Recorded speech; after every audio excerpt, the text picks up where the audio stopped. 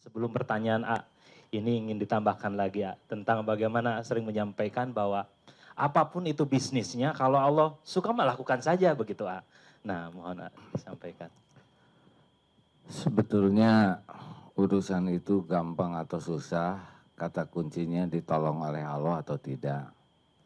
Kalau Allah nolong pasti jadi mudah. Kalau Allah tidak nolong pasti jadi susah. Nah, tadi kan A ada amalan nih, Pan. Kan pertanyaannya panjang tadi. Jadi kalau kita menderita pasti jauh dari pertolongan Allah. Masalah kita sebetulnya bukan pada bisnisnya. Masalah kita itu ditolong oleh Allah atau tidak.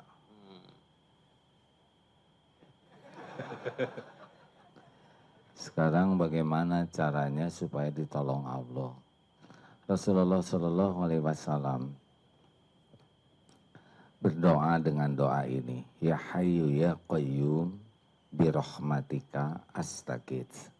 Wahai Allah yang maha hidup, wahai yang mengurus segala-galanya terus-menerus sendiri, dengan rahmatmu tolonglah saya.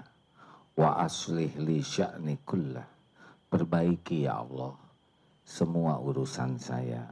Wala takilni ila nafsi tarfata ainin, dan jangan serahkan kepada saya walaupun sekejap mata. Rasulullah saja tidak mau ngurus urusan tanpa pertolongan Allah walau sekejap mata. Jadi kalau kita banyak mikir, banyak ini, banyak itu, tapi tidak memburu pertolongan Allah, pasti stres. Kita ini la haula wala quwwata illa billah. Apa artinya? Tiada daya dan upaya dan kekuatan selain Allah. Hah? Jawabannya juga pendek sama. Tiada daya, tiada kekuatan kecuali dengan pertolongan Allah. Coba azan. Allahu Akbar, Allahu Akbar. Jawab. Asyhadu an la ilaha illallah. Asyhadu an la ilaha illallah. Asyhadu anna Muhammadar Rasulullah. Asyhadu anna Muhammadar Rasulullah. Hayya 'alas shalah. La haula wala quwata illa billah. Tuh, beda kan? Itu pelajarannya. Untuk sholat saja kita harus ngaku bahwa kita tidak berdaya kecuali tanpa pertolongan Allah. Hayya 'alal falah. La haula wala Tuh, quwata. untuk sukses itu tidak ada daya kecuali dengan pertolongan Allah. Berikut ini ada rumus sederhana yang belajar saya coba tanamkan pada diri dan mudah-mudahan ada manfaat buat kawan-kawan agar ditolong oleh Allah. Mungkin sudah dengar rumusnya 5 us agar Allah yang mengurus. 1, kalau ada masalah yang pertama kali diperiksa adalah hati tulus atau tidak. Karena kalau tidak ada keikhlasan tidak jadi amal, benar? Nah, orang yang tulus ini sederhana sekali kalau teorinya, kan sudah hafal lagunya. Hanya memberi, agak kurang pas saudara. Hanya memberi, tak harap kembali.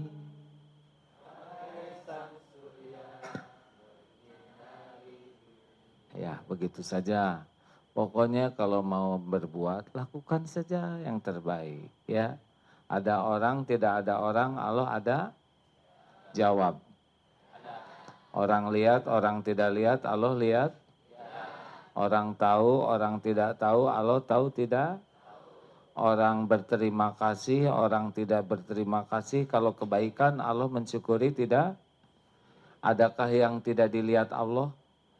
Adakah yang dilupakan Allah? Apakah semua perbuatan ada balasannya? Mengecewakan atau memuaskan dari Allah? Mungkinkah balasan dari Allah terlewat? Tertukar? Meleset? Tuh. Jadi mau ngapain kita ingat-ingat balasan dari orang? Perlukah kita dianggap sebagai orang baik?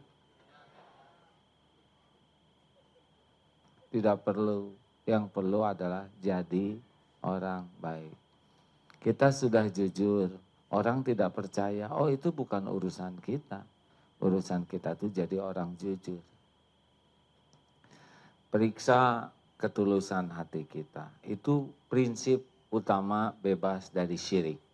Inna syirka la zulmun azim. 2. Yang kedua, ibadah harus bagus. Karena sesudah bersih dari syirik, wama khalaqtul jinna wal insa illa liya'budun. Maka kita diciptakan itu untuk beribadah. Menjadikan semua aspek itu jadi ibadah. Jadi bukan perkara terkenal, hebat, enggak. Tapi semua kegiatan kita tuh jadi ibadah. Kayak gini-ginian ini, mau apa ini kalau nggak jadi ibadah, benar? Ibadah itu, amal ibadah itu syaratnya 2, hati tulus, yang kedua ittiba kepada Rasul. Makanya periksa ibadah mahdoh, goir mahdohnya, sholat tepat waktunya, sholat sunnahnya, dan yang lain-lain mengikut. Kalau Allah mau mudahkan, mudah saja. Ya bukan karena pintar urusan ini mudah, karena ditolong Allah. Banyak yang lebih pintar dari kita, benar? 3, hidup harus lurus.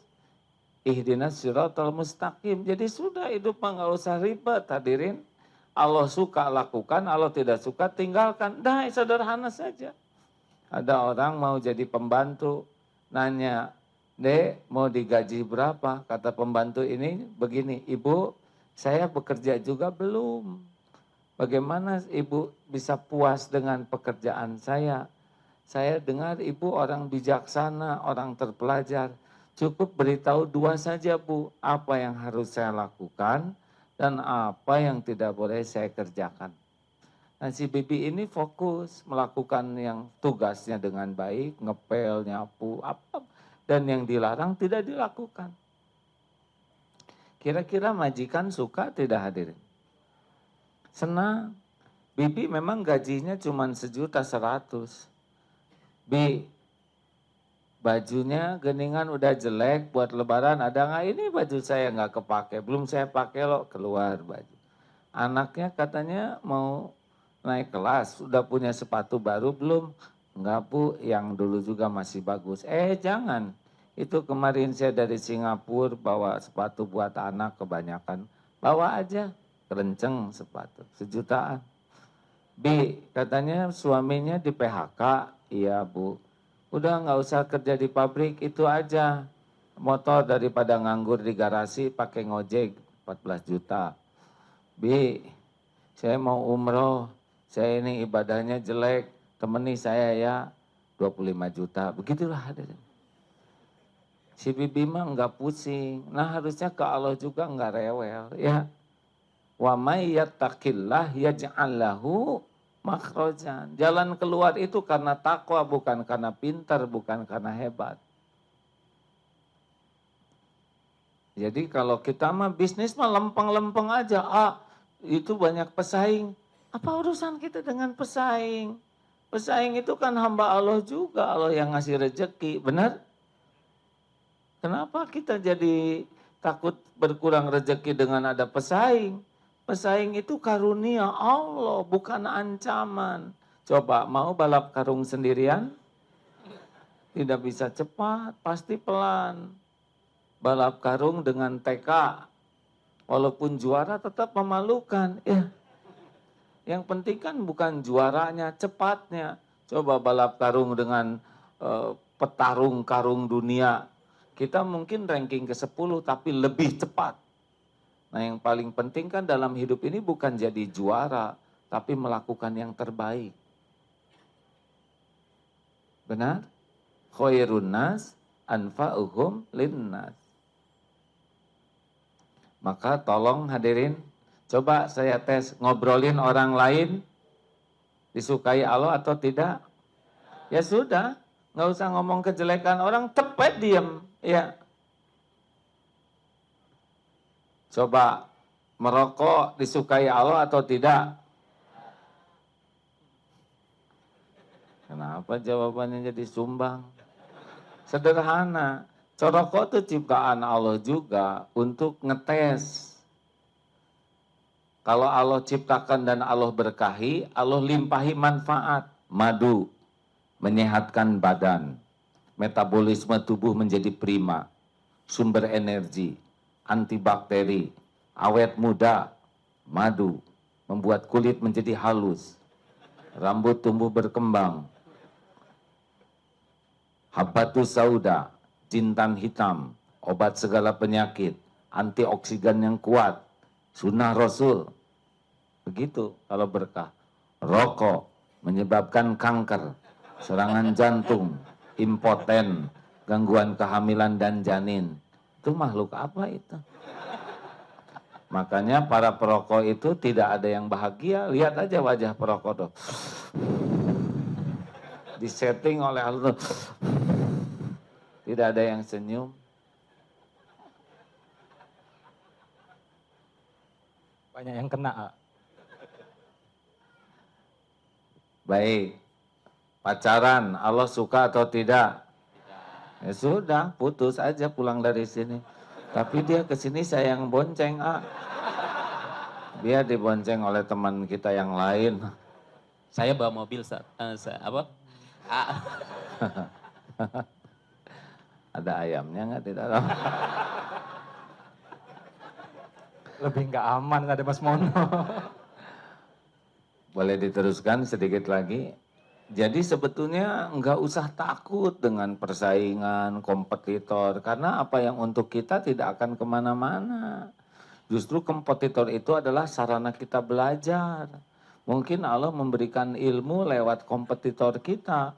Mereka lebih bagus manajemennya, mereka lebih rapi, mereka lebih disiplin. Ya, jangan jengkel, karena jengkel tidak akan merubah nasib kompetitor. Merubah nasib kita makin apes, SMS, susah melihat orang senang, senang melihat orang susah. Pokoknya kalau kita kena penyakit dengki itu udah pasti cinta dunia tuh. Karena yang cinta akhirat itu nggak perlu dengki sebab akhirat luas. Muazin dengki kepada muazin yang lain, hakul yakin dia cinta dunia. Cinta dianggap dialah azan yang paling bagus. Kalaupun ada azan yang lebih bagus dan dia cinta akhirat, dia senang. Karena yang azan itu hamba Allah. Suaranya juga indah dari Allah. Apa yang membuat kita dengki? Dengki itu karena kita ingin tampil. Kita cinta dunia. Makanya para pendengki itu susah hidupnya. Lihat orang senang tuh susah. Nanti Mas Mono ujiannya kalau ada ayam bakar Mas Minu, ya. Namanya hampir sama, ya. Ayamnya potretnya juga sama dan yang punyanya juga langsing misalnya. Oh, maaf. Ini mau saya ajak latihan berkuda, ya. Karena kalau berkuda nanti jadi berkurang. Tapi kalau tetap aja besar, nanti dipanah dulu dicari, ya. 3. Yang keempat, satu apa? Mujahadahnya hati itu harus qalbun salim, sekuat tenaga. 2, tulus. Yang kedua, ibadah juga harus benar-benar kualitas. Enggak boleh ada yang mengalahkan ibadah kita. 3, hidupnya juga lurus. Gimana kalau ada orang ngelicik ke kita? Itu kan pilihan dia. Kalau kita pilihannya apa yang Allah suka. Maaf, ini sederhana ya. Kalau orang menghina kita, apa yang Allah suka? Kita menghina lagi atau kita bersikap baik? Ya udah, itu aja pilihan kita. Jangan mau diatur oleh keburukan orang lain kepada kita. Orang ngomongin jelek ke kita itu pilihan dia. Pilihan kita apa yang Allah suka, ngomong baik. Dia ngebeberin aib kita, ya enggak apa-apa, itu pilihan dia. Pilihan kita tutup aib dia. Dia ini maaf ya, ngejebengin ke kita, misalkan. Itu bibir dia. Kita punya bibir sendiri, senyum aja. Kecuali kalau dia manyun pakai bibir kita. Nah ini harus kita selesaikan baik-baik. 4, ikhtiar harus serius. Ini hadirin, jangan lupa bahwa ikhtiar itu amal yang disukai Allah. Rasulullah tuh sampai mencium tangan orang yang kasar karena menghargai jerih payah orang yang ikhtiar maksimal. Waktu perang Uhud, Rasulullah Shallallahu Alaihi Wasallam tuh sudah yakin nyawa tuh tidak tertukar, luka juga tidak akan meleset. Tapi Rasulullah pakai baju besi 2 lapis hadirin, helm pasang. Rasulullah ngatur strategi, karena itu ikhtiar adalah amal soleh. Pernah suatu saat diundang oleh para pemuda di Bogor, naik motor, dulu belum wajib pakai helm. Saya tanya, Dek, ada helmnya? AA, semua takdir tuh milik Allah, A. Walaupun pakai helm, kalau celaka mah celaka aja. Dek, itu mah ceramah saya ya. Urusan saya takdir celaka mah terserah yang punya diri saya, Allah. Urusan pakai helm amal soleh saya. Udah pakai helm saya mati nggak apa-apa. Yang penting kalau ditanya saya sudah sempurnakan ikhtiar. Pada waktu ada santri dari Singapura, diajak lihat rumahnya, ada helm bagus sekali. Ini helm mahal. Dek, kenapa beli helm mahal sekali? Lihat dulu dong, isinya. Saya lihat isinya tuh ya. Ini busa biasa, bukan itu, ini isinya gitu. Karena beliau menghargai sekali kepala itu aset berharga, maka helmnya juga dicari yang paling aman. Itu adalah ikhtiar. Bedanya dengan kita kan helm, ya kadang ada bola bagi 2 pakai rapi. Karena murah kepalanya ya. Hadirin, saya kembali mengingatkan Siti Hajar yakin kepada janji Allah. Tidak mungkin Allah menyia-nyiakan istri Nabi dengan anak Nabi terlantar. Itu tidak mungkin. Tapi Siti Hajar tidak diam, jalan, lari, nanjak, ngudun, 7 kali. Itu tidak kurang, 7 kali. Dan ternyata Allah mendatangkan air tidak di sofa, tidak di marwah, tapi di bawah kaki Nabi Ismail. Artinya tidak selalu identik ikhtiar ini menghasilkan ini. Ikhtiar mah satu garis ibadah kita. Ya, tapi pemberian Allah sesuka Allah yang tahu ilmunya. Benar?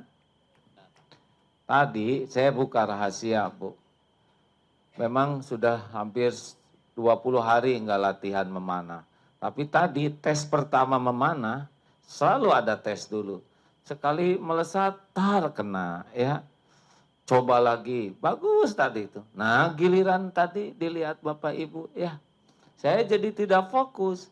Kalau asalnya fokus sama balon, tadi fokus ke Bapak-bapak Ibu-ibu. Ini gara-garanya hadirin. Tapi satu hikmah, kalau tadi langsung meletus, boleh jadi ujubnya yang meletus juga. Wah, bisa memanah. Lebih memuaskan tadi. Hadirin, makanya bagi yang saudara belum punya jodoh, lamar.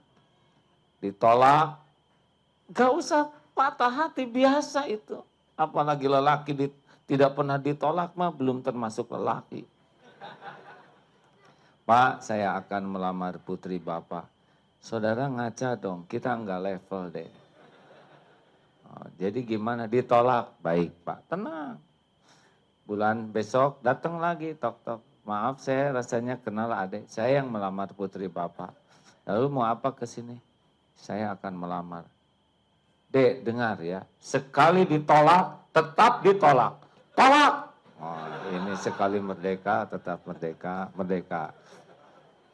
Jadi pejuang beliau. Nggak usah panik. Bulan ketiga ketok lagi. Ada apa, Dek? Saya akan melamar putri Bapak. Sudah 2 kali ditolak, Pak. Siti Hajar 7 kali, Pak. Saya baru 2 kali. Semalam saya istiqoroh, Dek. Saya ingin punya menantu yang tangguh, pantang menyerah. Sekarang Ade datang, maka saya terima Ade nikah dengan tetangga saya. Ya.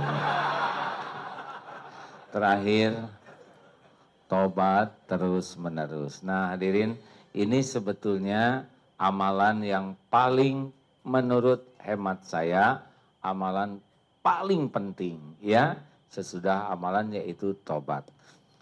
Bagaimana saudara bisa buka surat Nuh ayat 10? Ya. Fakultus tagfiru rabbakum innahu kana ghafaro. Al-ayat. Jadi Bapak Ibu, sahabat-sahabat sekalian, sebetulnya rezeki kita tuh sudah ada. Sudah siap. Tapi seperti naik mobil, kaca kotor. Pasti gelisah. Benar? Bukan karena tidak ada jalan, tapi karena tidak bisa lihat jalan.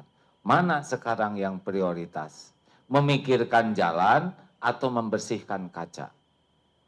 Nah, inilah yang saya pahami dari sabda Rasul, man ladzimal istighfar, barang siapa yang melazimkan terus tobat, ja'alallahu lahu min kulli hamin farajan. Satu, Allah akan menyingkapkan gundah galau itu dibuka jadi tenang. Yang kedua, wa min kulli doiqin makhrajan, ada jalan keluar.